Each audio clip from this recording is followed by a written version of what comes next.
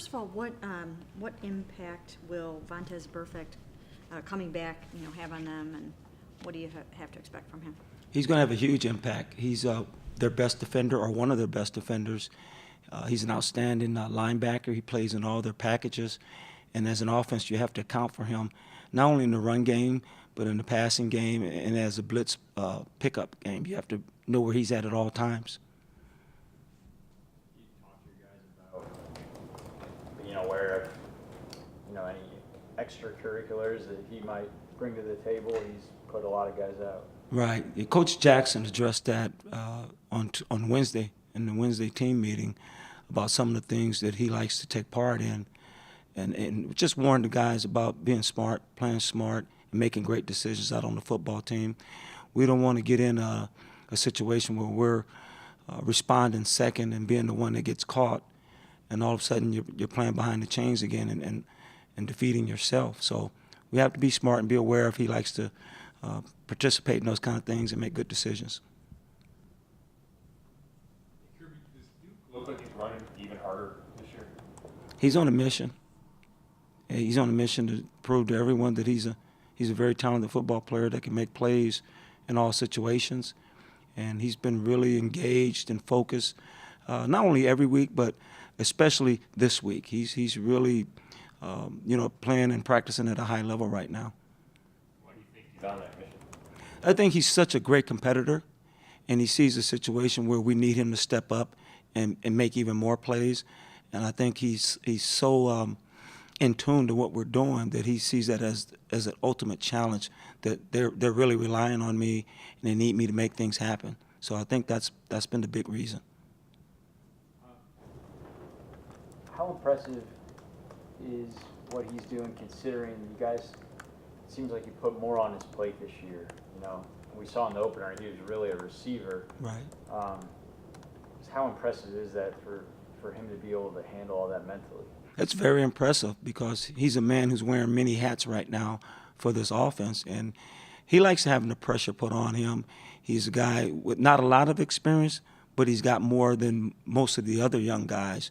So as a staff, we like to put more on his plate because he has the experience, game film, game action, and he has a history of making plays in ball games. So we count on him to deliver a lot for us. You still have to be careful with him, how much of a role he can take on as far as not wanting to kind of make him susceptible to a ton of hits in a game? No, I think it plays itself out because he has a role, not only first, second down, but third down as well. And because of the presence of Isaiah Crowell, it's never going to be too high. He's going to get just the right amount every week. And some days, some weeks it's a little bit more because of the 2-minute situation, end of half in the game, because he's our primary back in that situation. But we're not really worried about overworking him right now. Is it difficult to sometimes stay as committed to the run as you guys want to? No, I think what it boils down to is we communicate in our rooms that as runners, we have to inspire the play caller to call more runs. We've got to inspire our offensive linemen to block better, and we got to inspire our fullback to block better. We all have a role in it, and whether it's good, mediocre, or bad, we all play a part in it. We got to make great decisions. We got to have great ball placement. We've got to have our eyes in the right spot. So it's up to the halfbacks to inspire the play caller to call more runs by running hard and making good decisions with the football, and the rest will take care of itself. So we're getting closer. I think there's evidence of that in last week's ball game, that we're getting close, and we just have to stay on the grind, stay positive, keep working hard, and more importantly, doing the right things out on the football field. How good is that Bengals front, specifically Geno? He's outstanding. He's one of the best at his position, and not only in the AFC but in the entire National Football League. So he's a guy that you have to account for from the moment you step on the field. He plays in all situations.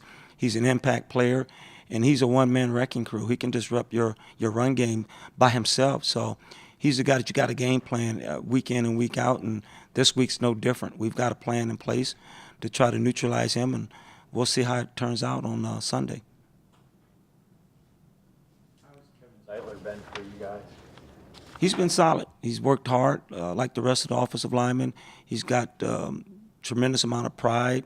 He's a professional, and they've been going at it from day one of just trying to get better and improve.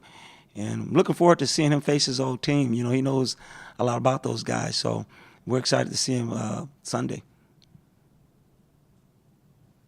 When you talk about blitz pickup and the importance of that, I think they had 6 sacks last week, and you know Deshaun is learning to get rid of the ball quicker. Just how vitally important is it going to be for everybody to be on point, line, the whole blocking team? It's always important. We have to be on the same page, and it all boils down to communication. If everyone is on the same page, then it becomes a matchup of wills. You've got to execute your assignment better than they execute theirs.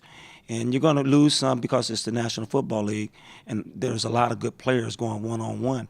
But what you don't want is mental errors, where it's Browns kicking Browns behind by not doing the right thing. So we got to make sure the communication's good.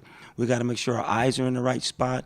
And then after that, we got to execute our assignments to the highest level using good technique and fundamentals.